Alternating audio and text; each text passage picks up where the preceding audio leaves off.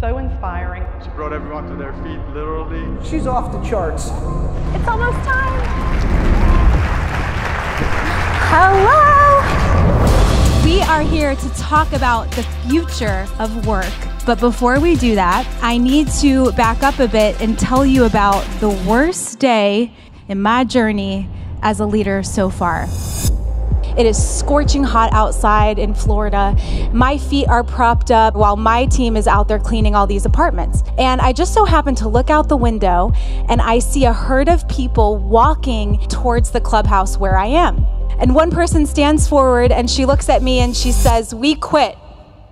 And I lost 45 of the 60 people that I hired. 75% of my team walked off the job. And I'm embarrassed to tell you, my first move was to Google, what do you do when 45 people quit on you? And in case this ever happens to you, which I really hope it doesn't, just know the answer is not in Google. This moment changed the whole trajectory of my life. It's what inspired me to want to learn how to be a leader. Even more than that, it inspired this idea of how do you build a workplace where people really want to be? And I think the challenge for me was, how do you do that when you're in the business of cleaning? Here we are, 14 years later since that fateful day when everyone quit. And over that time, I grew my company called Student Made to employ thousands of people. And we became known for our culture of belonging, of connection, of empowerment, and of people really liking to come to work.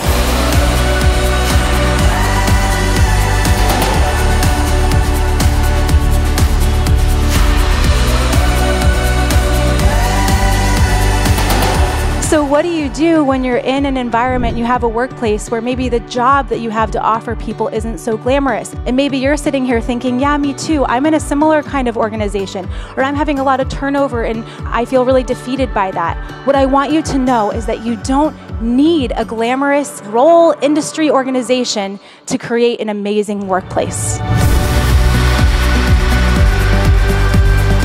So we framed the whole student-made experience as an opportunity to build identity capital. We acknowledged this may not be your dream job, but what we can promise is that you're going to learn so much about yourself.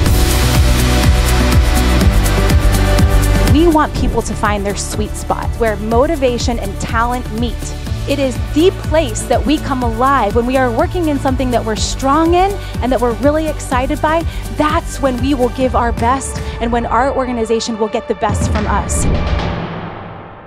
I have a client, we'll call her Tracy. She called me one day pretty frantic and said, "I don't know what to do.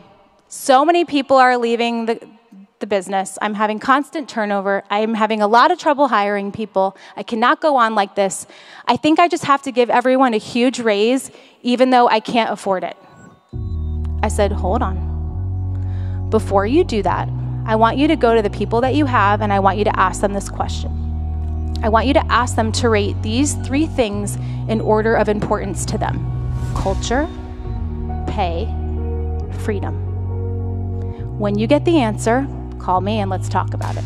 So she asked every single person on her team to rate these 3 things.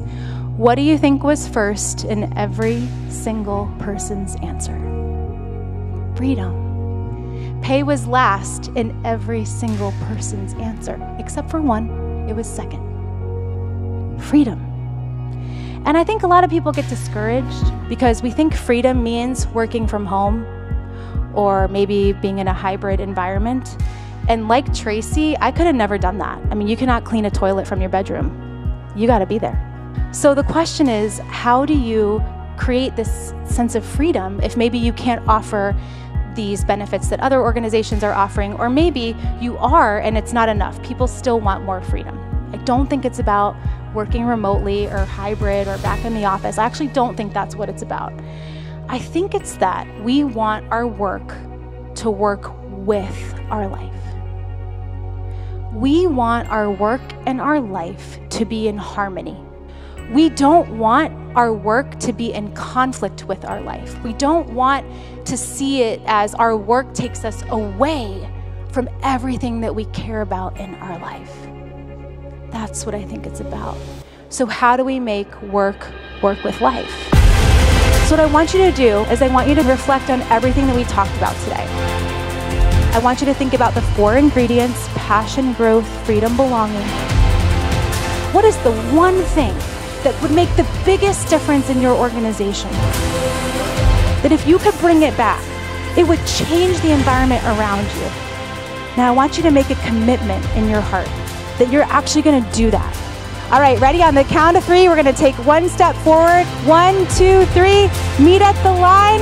Let's do this.